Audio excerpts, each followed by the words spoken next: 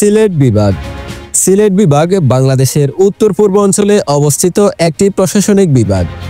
সিলেট বিভাগ মূলত বাংলাদেশের চট্টগ্রাম বিভাগের অন্তর্ভুক্ত ছিল।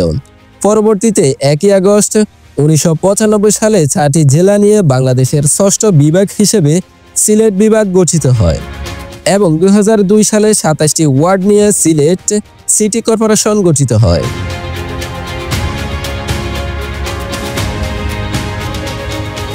এই বিভাগের মোট আয়তন 12,635.24 বর্গ কিলোমিটার। সিলেট বিভাগের জনসংখ্যা প্রায় 1 কোটি।